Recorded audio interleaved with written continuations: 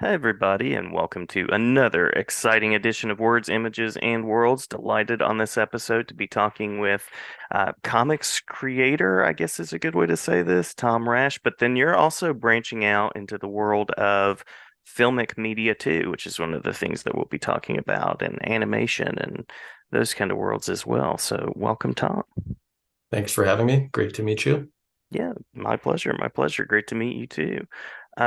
So we talked a little bit before I started recording about kind of comics and literacy and things of that nature. And I know that you have uh, some ideas about that, but curious about what drew you to comics initially in this visual and storytelling world.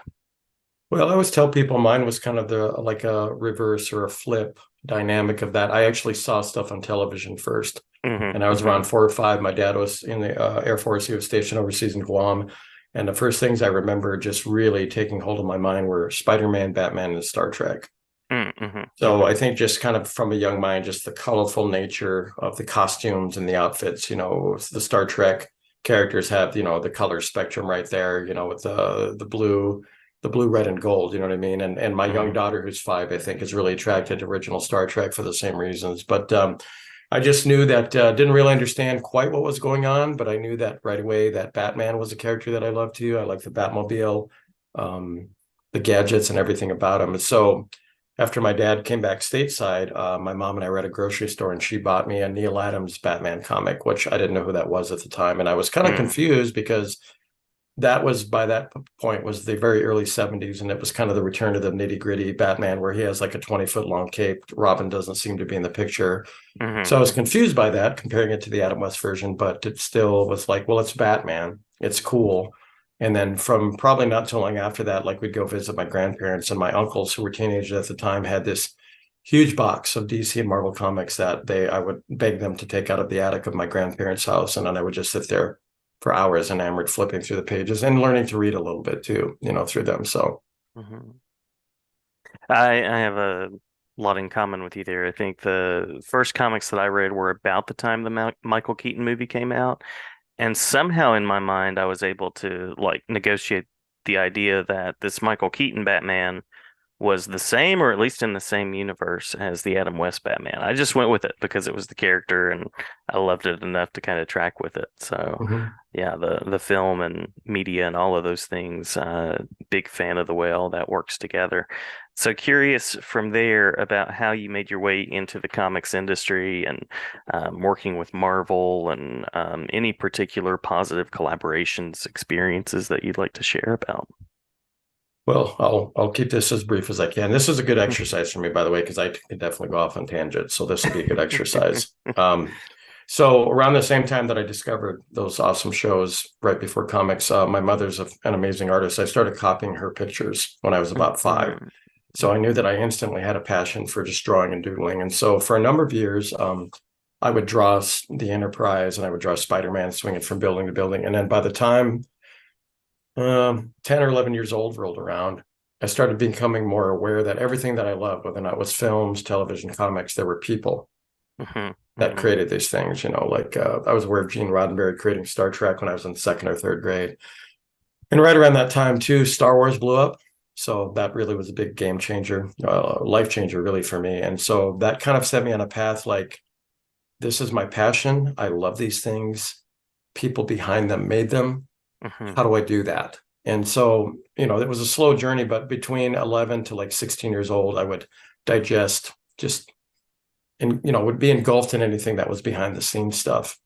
And I started learning that if you wanted to break into comics at that time, the best thing to do was to mail in samples of your work or to go in person at these comic conventions, which were really starting to take off by this point. Mhm. And so from that, it took a few years to sort of gain the courage because I also wanted to do films. I wanted to be a filmmaker. I wanted to be a writer and director. But even then, I kind of knew it was a very swimming with the sharks kind of arena or Mhm. pool, I guess I would be messing around. And so I decided, well, comics would be probably more of the safe route, to I guess express storytelling. But I also had a, excuse me, like around that time, it dawned on me that I was really enjoying creating my own characters. So that was also kind of another passion. The seed was planted there that I liked bringing my own stories to life with my characters. Hmm. So from there, I just went and learned a lot. And I went to my first, actually, speaking of Michael Keaton, Mm. the first Comic Con I ever went to in San Diego was when the movie came out. That movie Oh. had just come out.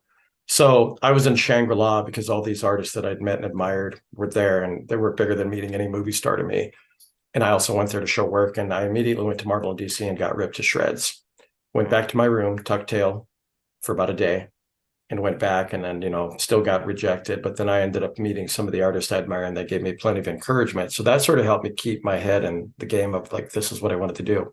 So I took the advice of one particular inker about just storytelling principles, medium shots, close-ups, Hmm. establishing shots, et cetera, et cetera. He goes, start throwing, because I was trying to be too clever, I think, with the first submission I brought. So once I did that, I came back the second time, and instead of like getting ripped to shreds, I decided to repeat the pattern. I did Marvel and DC first, and their first questions were, "Who are you working for?" So that to me was validation that my work looked professional enough that they wanted to know. So long story short, I ended up doing the same thing. I connected to several comics professionals. One of them got me in touch with some books he was doing with his editor, which was Malibu Comics. They no longer exist because they were bought out by Marvel. And then I think 3 months went by, and I got a call on my answering machine. I thought it was my roommate playing a cruel prank, which he had done once previously. I could have strangled him. But it was an editor from Marvel saying, "This is Matt Mora from Mighty Marvel Comics, and I would very much like to talk to you about working for me." Mm. So that's how it took off. So I started working on the Punisher 2099, Hmm. which Hmm. was very exciting for me because like I knew a lot of comic artists, especially have a dream they want to do Batman or the X-Men and the big juggernaut brand names.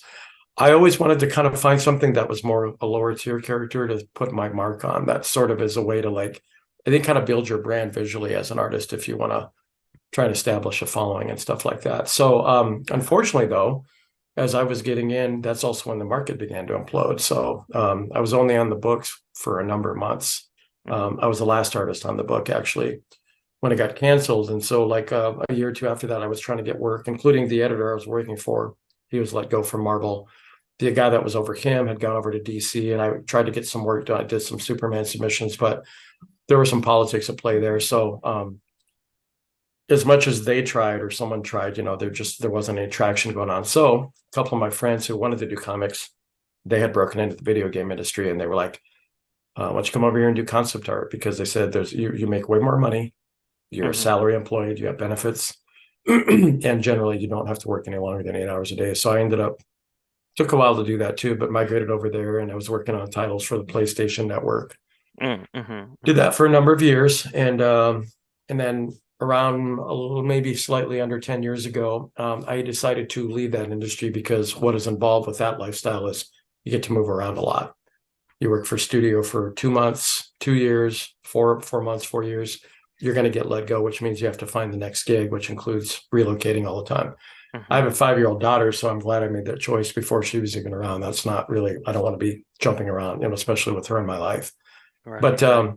I started becoming very, I guess, heavily, a heavy presence on something like Facebook. Had people ask me, "Would you ever drawing for Marvel again?" And I started thinking about it because it is honestly a young man's game. It's fun, but it's very labor intensive because if you have a page that requires a huge crowd scene, you can guarantee you're going to be at the drawing board all day long with barely a break to eat. You Hmm. might be up the entire night.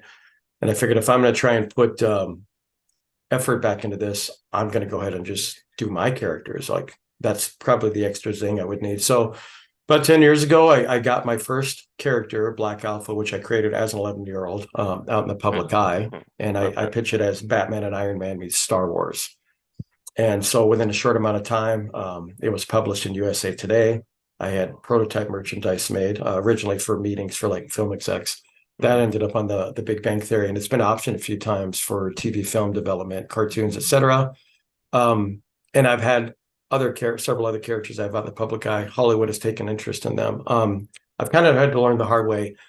Just because there's a deal being struck, it doesn't mean it automatically takes off. So for me, I got Hmm. spoiled because in that first year, I'm like, oh, USA Today, Big Bang Theory, now Right. this, and here we are. And I had to learn it, the hard way.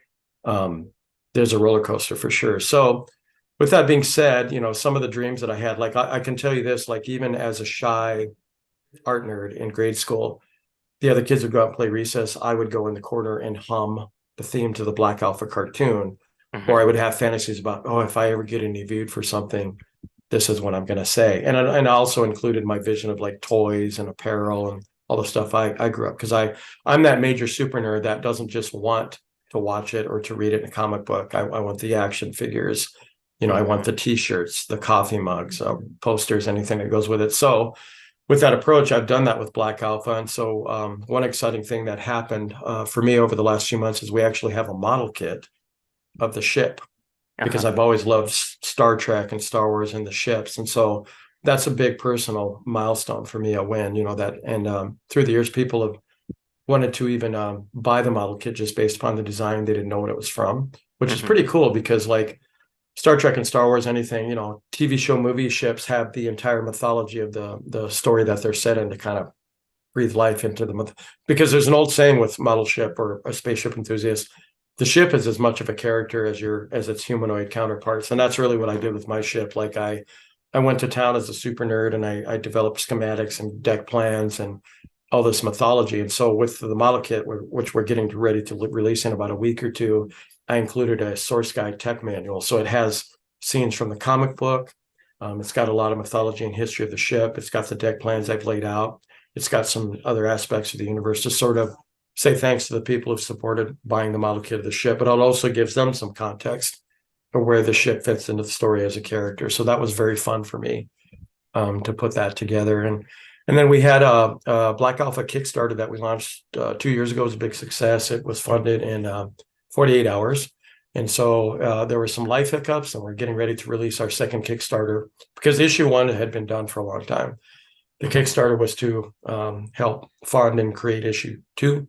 Now we're moving on to issue three. So the irony of it, of course, is that like because of my life changing, being a father, I don't have as much time to draw as I used to. So we actually have to hire artists now to do my comic. So even though I Oh. had initially set out to draw my comic, which issue one I did draw some of it, and then Hmm. I had to hire an artist to help me finish the book so we could meet a deadline.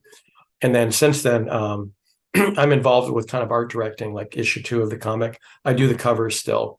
So I'm still involved. It's almost like I'm the showrunner for the comic series. And then we had another character, Mina Credit 16, that a couple of times in the last 5 years was being developed as a low budget action adventure movie. Hmm. Unfortunately, that fell apart about a year ago. So we'll see what happens with that. But and I don't do this as much. I used to announce a lot of the behind the scenes, what ifs, or it might happen. Hmm. And that was a little deflating, probably for the people that follow me and especially me. But so now I still have talks with Hollywood. I just don't announce them publicly on Facebook anymore because if nothing comes out of it, no harm, no foul. Like I did have talks with Netflix. That was the one time I broke that rule. I wasn't going to announce, but that one was too exciting. I wanted to get my work in front of a major brand.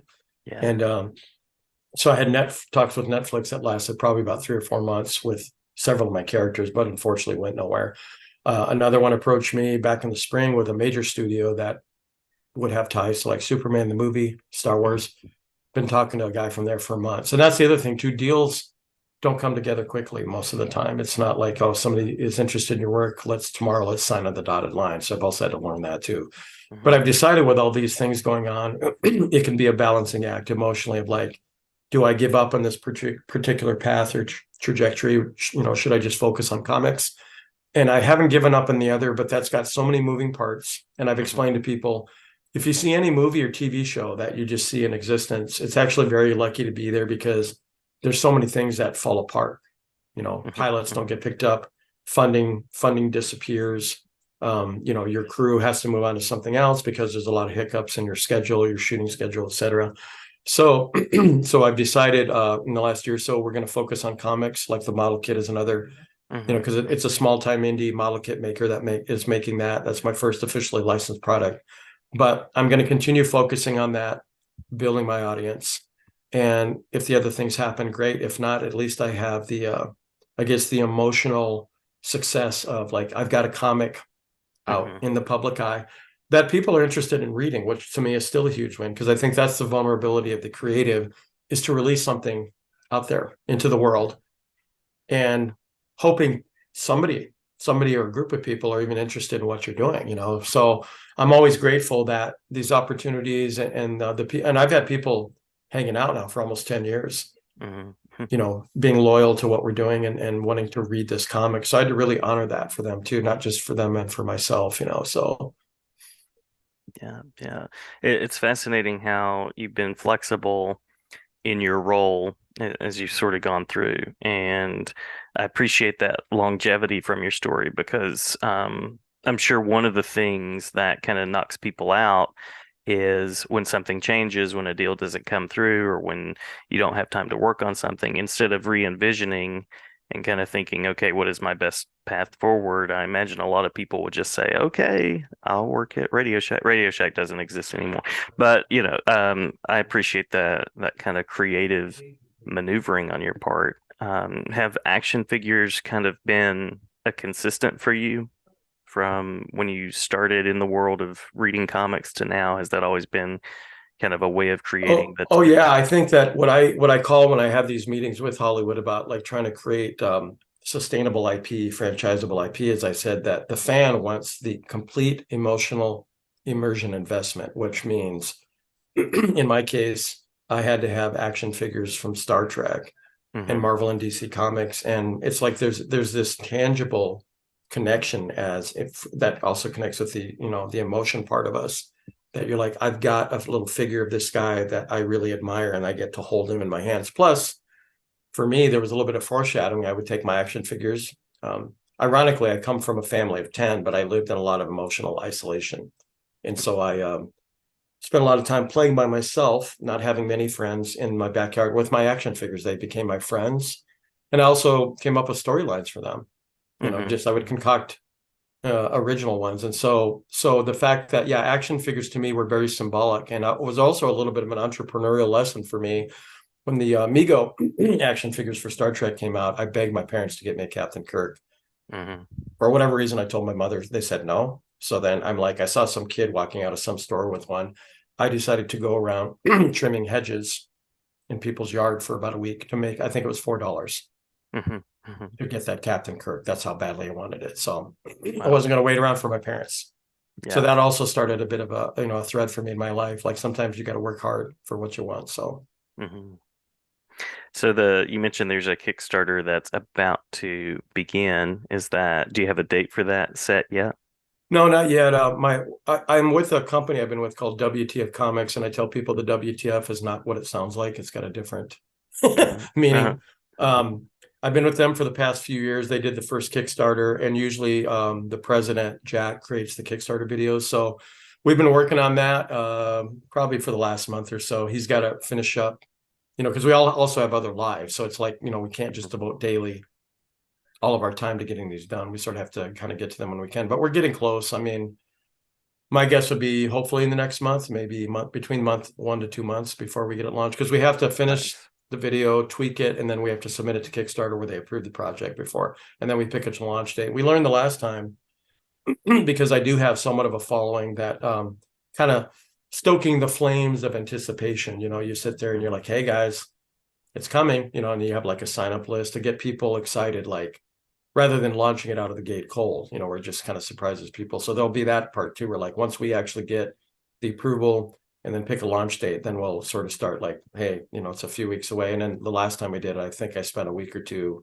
making these little graphic title cards. I said, it's only 5 days, guys, 4 days doing the countdown.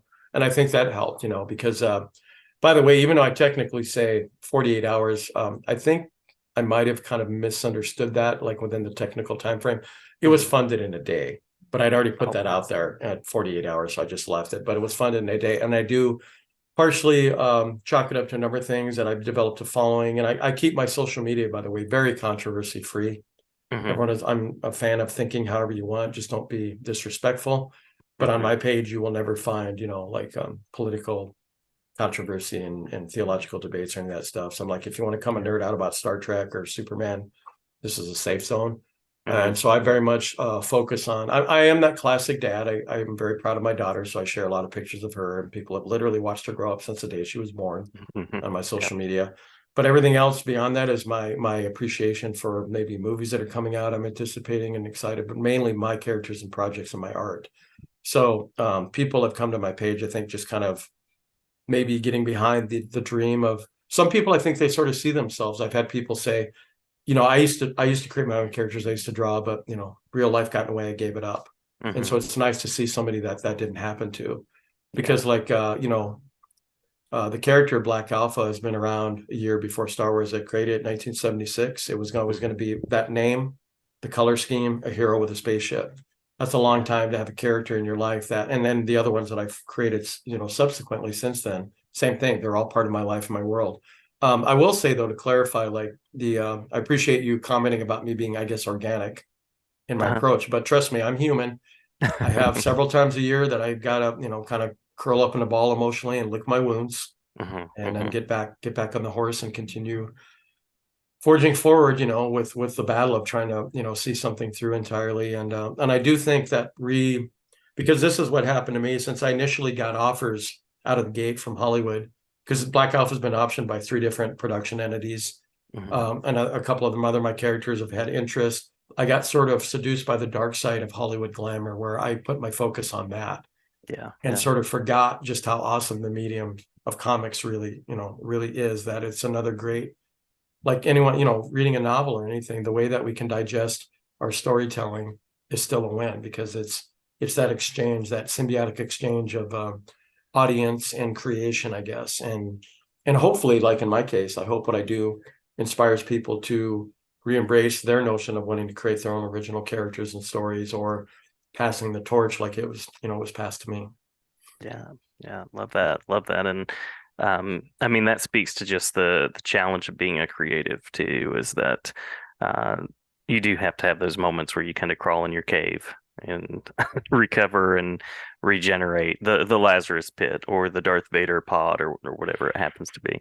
Um, so by means of a final official question, and then we can hit anything that we've missed. Certainly glad to support the journey, support the process as it unfolds with getting issues out there. But if you'll tell us again those spaces where people can connect, the websites, the social media spaces that you're most active on, and then maybe a glimpse of the creative journey to come.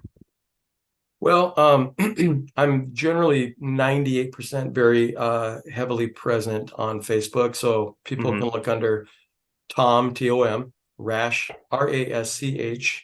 Um, and usually, if people wonder if it's me, it's a picture of myself, kind of the way I do. Like I've been compared to Jason Momoa. So if you see an Aquamanish looking person, Hmm. that would be me, or it's a picture of me and my daughter, usually. Obviously, like I said, I'm proud papa.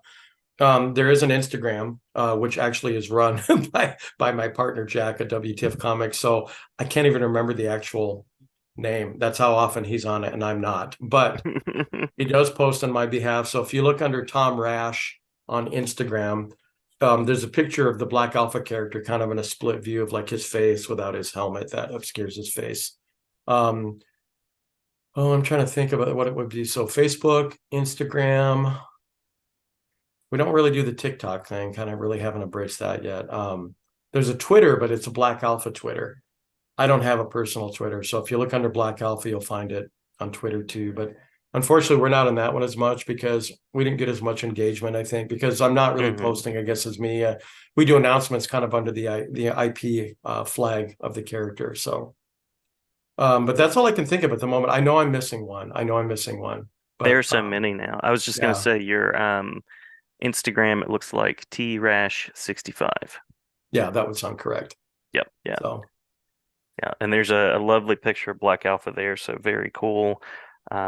Which I'll also accompany with this post so that it's one of the first things that people see. Um, yeah, so we were talking before the episode about a potential rematch, a revisit to talk about comics and literacy, and I'd certainly love to talk with you again as the project continues. So hopefully, would love to have you back at some point to do some of that. Yeah, for sure. And like we had talked before you started recording, I love having kind of very intellectualized discussions about, like I said, storytelling. People Mhm. sometimes forget creativity and art storytelling have been around since the beginning of known man, I guess, and from that culture and even anthropologically, so many different things have progressed because of storytelling in Hmm. whatever form you choose to take that in, so I'm a very much, like I said, a very a passionate proponent or cheerleader of storytelling to us as a species and what it means to us and how it continues to move us forward. And comics is just a very small sliver in that spectrum. Hmm. But whatever works to inspire people to make choices, the classic slaying your dragons, those kind of allegory, those metaphors for how we face challenges in our life and to have a purpose and a path. I'm very much, I can go off on a lengthy discussion about that, just how important it really is. And I think people forget that sometimes. Absolutely, absolutely. Well, may the conversation continue. I would love Yes, to. for We'll sure. call this the Black Alpha edition, but maybe a comics and literacy edition to come I as love it. well. Thank you. Yeah, that's Yeah, awesome. yeah. Great to talk with you, Tom. I appreciate you, and I also remember very well reading Malibu and Punisher 2099. So I was sort of following along from the sounds like the beginning of what you were doing in publishing as well. Yep. Yeah, for sure. So, but thank you. Yeah, thank you. Yeah, I very much enjoyed this. So, Same here. Same here.